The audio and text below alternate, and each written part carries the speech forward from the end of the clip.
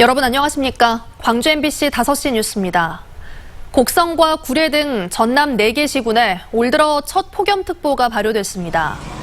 광주지방기상청에 따르면 폭염주의보가 내려진 구례의 낮 기온이 33.4도, 곡성 석곡은 33.2도를 기록했고 그 밖의 지역도 광주가 31.4도, 담양이 31.6도를 기록하는 등 대부분 지역이 30도 안팎의 무더운 날씨를 보였습니다. 폭염특보는 내일까지 발효되다 모레부터 해제될 것으로 예상됩니다. 기상청은 다음 주 초반까지는 낮 기온이 30도를 넘는 더위가 이어질 것이라고 예보했습니다. 광주 백운 고가차도 철거 공사로 차량 통행이 오늘부터 통제됐지만 교통 혼잡은 크지 않았습니다. 백운 고가차도의 양방향 통행이 통제된 오늘 백운광장 일대 교통 흐름은 평소와 큰 차이를 보이지 않았습니다. 다만 백운광장을 우회하는 도로에서는 출근 시간에 차량들이 밀렸습니다. 철거는 내일부터 본격적으로 진행될 예정이고 오늘 철거 기념식에서 참석자들은 31년 만에 역사 속으로 사라지게 될 백운고가 위를 걷기도 했습니다. 배우자 명의의 업체를 통해 구청에 수의 계약을 따낸 광주 북구의원에 대한 징계 절차가 시작됩니다.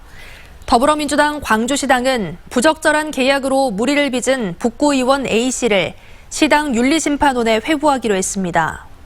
광주 북구의회도 해당 의원에 대해 윤리위원회 회부를 통한 징계 절차를 논의할 예정입니다. 한편 A 의원은 당선 이후 겸직하던 인쇄광고 업체를 배우자 명의로 전환한 뒤 구청의 수의계약 11건 6,700만 원 상당을 따내 물의를 빚었습니다. 검찰이 채용비리 의혹과 관련해 신안군청을 전격 압수수색했습니다.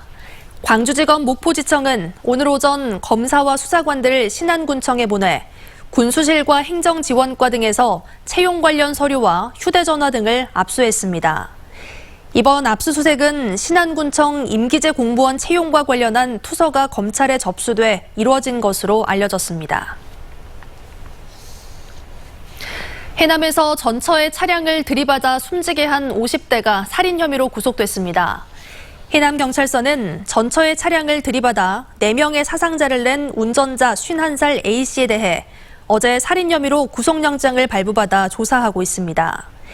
A씨는 단순 교통사고라며 살인 혐의를 부인하고 있습니다.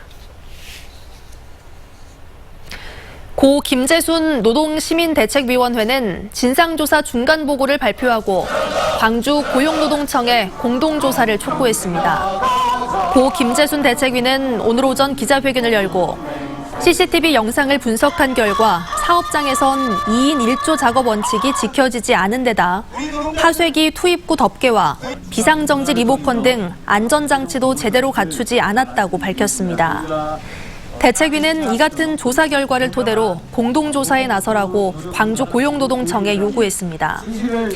한편 태안화력발전소에서 홀로 일하다 숨진 고 김용균 씨의 어머니도 일하다 억울하게 목숨을 잃는 사례가 더 이상 없길 바란다고 말했습니다. 5.18 민주화운동 40주년을 맞아 광주시 관광협회가 5.18 현장을 관광자원으로 활용하는 팸투어를 추진하기로 했습니다. 광주관광협회는 전국 17개 시도 관광협회를 초청해 코로나19 위기 극복과 국내 관광산업 활성화를 위한 대책을 공유하고 관광산업 발전 방향에 대해 논의했습니다. 특히 이번 광주 방문을 계기로 5.18의 숭고한 정신을 전국적으로 알리고 역사 현장에 대한 관심을 높이기 위해 5.18 사적지 등을 둘러보는 다크투어 상품을 적극 개발하기로 했습니다. 임을 위한 행진곡 커버 콘테스트를 진행한 5.18 행사위원회가 11개의 수상작을 발표했습니다. 제40주년 5.18 민중항쟁 기념행사위원회는 지난 4월부터 5월 노래 공모전을 진행한 결과 응모받은 31건의 작품 가운데 R&B와 랩 복합 장르로 곡을 새롭게 해석한 박요한 씨에게 대상을 수여했습니다. 이 밖에도 오케스트레이션 기법과 트로트 버전 등으로 곡을 편곡한 10개 팀에게도 상금을 전달할 예정입니다.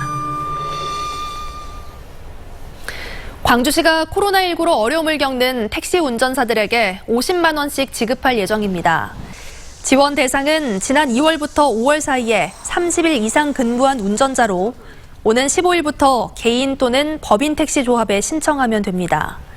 광주시는 매출이 최대 40% 줄었지만 정부 지원 대상에서 배제돼 있어 생계자금을 지원하기로 했다고 밝혔습니다. 수입 과일이 다양해지면서 국산 과일 생산 면적과 소비량이 크게 줄고 있는 것으로 나타났습니다. 한국농촌경제연구원에 따르면 과일 수입량은 지난 2010년 1억 8,532만 달러에서 2018년 13억 7,918만 달러로 해마다 10% 이상 증가하고 있습니다.